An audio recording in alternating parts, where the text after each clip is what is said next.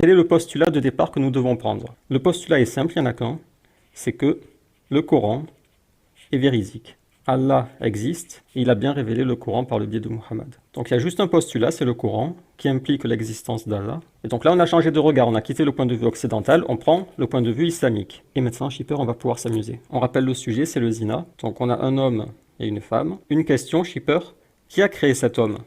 Non, Shipper, c'est pas son papa et sa maman, non, tu n'as pas compris. Qui a créé cet homme? C'est Allah. Rappelle-toi du postulat de départ, Allah existe. Qui a créé cet homme, Shipper? Oui, voilà, c'est Allah. Qui a créé cette femme? C'est aussi Allah. Sa mère ne l'a pas créé, elle a juste porté.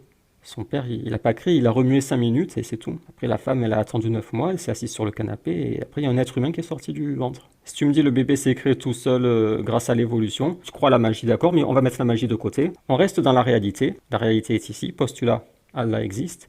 Et dans cette réalité, cet homme et cette femme ont été créés par Allah. Et je ne dis pas ça sans preuve, il y a une preuve dans le Coran. Sourate 39, verset 6. Il vous crée dans le ventre de vos mères. Donc on a la preuve absolue qu'ils ont été créés par Allah. Maintenant, si tu me dis ce n'est pas une preuve absolue, je te tape les doigts et je te dis, Shipper, t'as oublié le postulat. Le Coran est véridique, donc tout ce qui en sort, c'est la vérité. Donc dire que l'homme et la femme ont été créés par Allah, c'est une vérité. C'est juste une petite gymnastique à laquelle tu dois t'habituer. C'est qu'on se situe dans un cadre bien précis avec un postulat bien précis. Et dans ce cadre-là, c'est une vérité de dire l'homme et la femme ont été créés par Allah. Je vais les représenter par des pronoms. Ce sont des petits jeux, et ici, on a un « il » majuscule. Tout être humain est un petit jeu, et il a un créateur « il » majuscule. Mais parmi les créatures, il y en a certaines, elles se sont rebellées, elles ont dit « non, je n'ai pas été créé par « il », donc elles ont rompu leur lien, et elles se sont autoproclamées « je majuscule ». Ces « je majuscules », ils ont dit « nous n'avons pas de créateur ». Nous nous appartenons à nous-mêmes, nous n'avons pas besoin de Dieu, nous nous suffisons à nous-mêmes. Sauf que pour fonder une société, il faut une verticalité. Ici, on avait une verticalité, mais là, ils l'ont détruite. Mais elle est nécessaire, sinon c'est juste une anarchie. Donc pour créer cette verticalité, ils peuvent par exemple choisir un jeu parmi eux, et qu'ils nomment le roi, ils le mettent la couronne, et ils le placent au-dessus d'eux. Ça crée une verticalité, un ordre, et ils peuvent fonder leur société. Mais au bout d'un moment, il y en a, ils ont dit, on ne veut plus de Dieu ni de roi. On ne veut pas qu'il y ait une personne au-dessus de nous qui nous dirige. On voudrait par exemple se concerter entre nous et puis c'est tout. On va faire la démocratie. Mais pour fonder leur société, ils ont besoin de ciment social. Donc on n'a pas de Dieu ni de roi, mais il nous faut du ciment pour constituer un peuple. Donc ils ont dit, sur quoi sommes-nous d'accord? Bon, sur la démocratie, on a dit. Après ils ont réfléchi, ils ont dit, on aime aussi la liberté. Tout le monde est d'accord, on aime la liberté? Oui, bien sûr, oui, la liberté, c'est joli, oui. Et petit à petit, ils ont dressé des mots comme ça. Égalité. Tout le monde est pour l'égalité, bien sûr, c'est joli l'égalité. Après, ils ont dit on va être des gentils, on va dire que ceux qui ont des croyances, ils ont le droit de pratiquer et tout, on va dire qu'on est pour la laïcité. Ils ont inventé les droits de l'homme, l'homme avec un grand H, qui remplace les droits de Dieu. Et en France, ils ont dit écoutez, on va réunir tout ça sous un même mot, on va l'appeler la République, on va dire c'est une dame avec le sein nu, elle nous nourrit à son sein, ce sera notre mère nourricière. Et ça, ce sont ses valeurs. Voilà, on a fini, et ce qu'ils disent pas, c'est on a fini, on a sculpté nos idoles. Nous venons de créer notre religion, et elle nous permet de nous unir. Vous savez, le mot religion, ça vient de relier.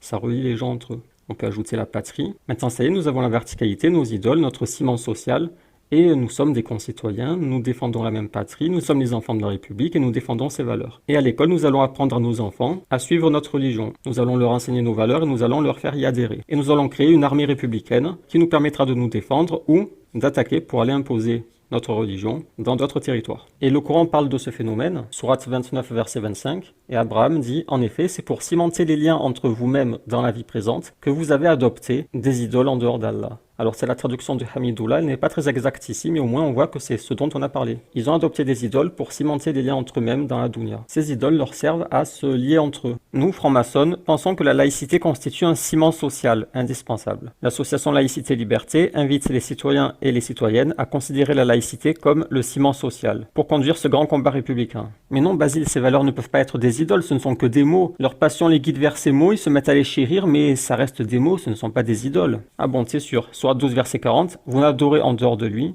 que des noms que vous avez inventés. Sourate 45, verset 23, vois-tu celui qui prend sa passion pour sa propre divinité? Parenthèse, je viens de faire une pause et j'ai vu que la vidéo a dépassé les 20 minutes, c'est une catastrophe, c'est la vidéo express la plus ratée de l'histoire. Fin de parenthèse. Donc cette histoire de divinité sculptée, d'idole sculptée, même des non-musulmans s'en rendent compte. Gustave Le Bon, Psychologie des foules, la puissance des mots est liée aux images qu'ils évoquent et tout à fait indépendante de leur signification réelle. Ce sont parfois ceux dont le sens est le plus mal défini qui possèdent le plus d'action. tels par exemple les termes démocratie, socialisme, égalité, liberté, etc., dont le sens est si vague que de gros volumes ne suffisent pas à le préciser, et pourtant il est certain qu'une puissance vraiment magique s'attache à leurs brèves syllabes, comme si elles contenaient la solution de tous les problèmes. La raison et les arguments ne sauraient lutter contre certains mots et certaines formules. On les prononce avec recueillement devant les foules, et dès qu'ils ont été prononcés, les visages deviennent respectueux et les fronts s'inclinent. Beaucoup les considèrent comme des forces de la nature, des puissances surnaturelles.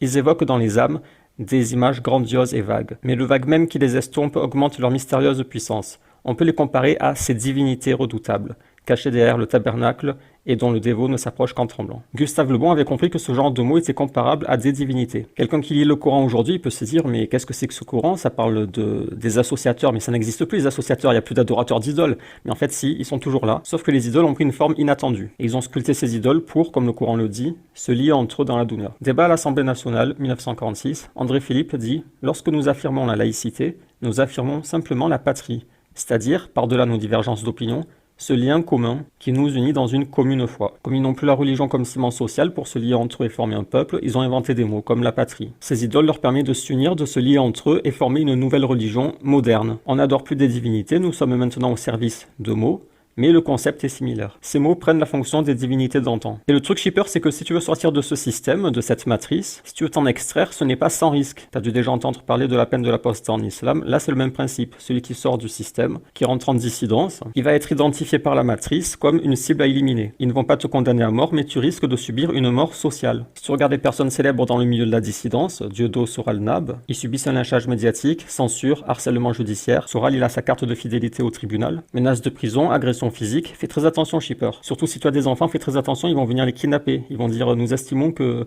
vous êtes un danger pour vos enfants, lol. Ils vont défoncer ta porte, ils vont tirer ton enfant par le bras, et si tu le retiens par l'autre bras, attention, shipper, la mafia est plus armée et plus nombreuse que toi. Tu pourras rien faire, ils vont le kidnapper, ils vont dire, on va le placer chez les pédophiles. La matrice ne veut surtout pas que tu en sortes. Elle te laisse une certaine marge de manœuvre pour te donner l'impression de liberté, mais si tu vas trop loin, elle va te tomber dessus. Et c'est pour ça qu'elle est si puissante, c'est qu'elle arrive à dominer, non pas parce qu'elle est la vérité, mais grâce à son système répressif, police, justice. Elle règne par la terreur, et par endoctrinement, conditionnement, propagande. Moi je suis terrorisé, shipper. Je ne peux pas te dire la vérité sur les sodomites et les lesbiennes, parce que je suis complètement terrorisé, je rigole pas. Les discriminations fondées sur l'orientation sexuelle ou l'identité du genre sont un délit passible de sanctions pénales. 3 ans d'emprisonnement et 45 000 € d'amende. Si je te dis la vérité sur les sodomites et les lesbiennes, shipper, je vais être criminalisé. Ils peuvent venir me prendre, m'enfermer dans une cage, shipper. Leur idéologie dominante, elle ne s'est pas imposée car elle est la vérité, elle s'est imposée par la terreur et par la propagande. Ici, j'ai mon dossier que j'ai appelé les porcs, on le verra une autre fois, on va juste regarder un document. Bon là, c'est l'augmentation de l'infidélité de 1970 à 2016, c'est en constante augmentation. Augmentation des femmes sodomisées, 53% des femmes ont déjà été sodomisées. C'est vraiment des porcs. Mais le document qui nous intéresse, c'est celui-ci, c'est l'opinion des Français depuis 1975 jusqu'à 2019 sur l'homosexualité. Une manière comme une autre de vivre sa sexualité.